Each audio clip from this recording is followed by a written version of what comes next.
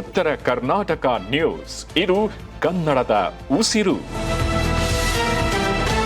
ಇನ್ನು ಕೇರಳದ ವಯನಾಡಿನಲ್ಲಿ ಮಳೆಗಾಲದಲ್ಲಿ ಭೂಕುಸಿತಗಳು ಸಾಮಾನ್ಯವಾಗಿದ್ರೂ ಕೂಡ ಕಲ್ಲಾಡಿ ಗ್ರಾಮದ ಬಳಿ ಸಂಭವಿಸಿದಂತ ಇತ್ತೀಚಿನ ದುರಂತವನ್ನ ಮಾನವ ನಿರ್ಮಿತ ವಿಪತ್ತು ಎಂದು ಬಣ್ಣಿಸಲಾಗ್ತದೆ. ಈ ಹಿಂದೆ 2018ರಲ್ಲಿಯೂ ಕೂಡ ಕಲ್ಲಡಿ ಗ್ರಾಮದ ಬಳಿ ಇದೇ ರೀತಿಯ ಘಟನೆಗಳು ನಡೆದಿವೆ. ಈ ಬಾರಿ ಸುರಂಗ ಕಾಮಗಾರಿಗಾಗಿ ಅಗೆದಂತ ಮಣ್ಣನ್ನ ಅವೈಜ್ಞಾನಿಕವಾಗಿ ಸಂಗ್ರಹ ಮಾಡಲಾಗಿತ್ತು. ಇದು ಬೆಟ್ಟದ ಮಣ್ಣಿನೊಂದಿಗೆ ಸೇರಿ ದೊಡ್ಡ ಅನಾಹುತಕ್ಕೆ ಕಾರಣವಾಯಿತು.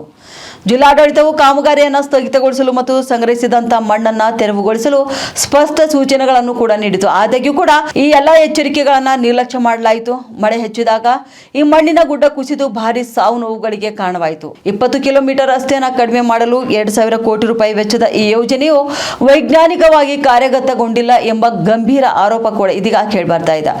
ವಯನಾಡಿನ ಸಡಿಲವಾದಂತಹ ಮಣ್ಣಿನ ಸ್ವರೂಪವನ್ನ ಗಮನದಲ್ಲಿಟ್ಟುಕೊಂಡು ಇಂತಹ ನಿರ್ಲಕ್ಷ್ಯವು ಅಮೂಲ್ಯ ಜೀವಗಳನ್ನ ಬಲಿ ತೆಗೆದುಕೊಂಡಿದೆ. ಇನ್ನು ಭವಿಷ್ಯದಲ್ಲಿ ಆದರೂ ಇಂತಹ ದುರಂತಗಳನ್ನ ತಡೆಯಲು ಸಂಬಂಧಪಟ್ಟವರು ಎಚ್ಚೆತ್ತುಕೊಳ್ಳಬೇಕು. ಪ್ರಮುಖವಾಗಿ ಸುರಂಗ ನಿರ್ಮಾಣಕ್ಕಾಗಿ ಅಗೆದಂತಹ ಮಣ್ಣನ್ನ ಕಾಮಗಾರಿ ಸ್ಥಳದಲ್ಲಿ ಅವೈಜ್ಞಾನಿಕವಾಗಿ ಶೇಖರಿಸಲಾಗಿತ್ತು. ಮಳೆಗಾಲ ಆರಂಭವಾದ ತಕ್ಷಣ ಮತ್ತು ವಿಪರೀತ ಮಳೆ ಬಂದಾಗ ಜಿಲ್ಲಾಡಳಿತವು ಈ ಬಗ್ಗೆ ಗಮನ ಹರಿಸಿ ಸೂಚನೆ ಕೂಡ ನೀಡಿದೆ.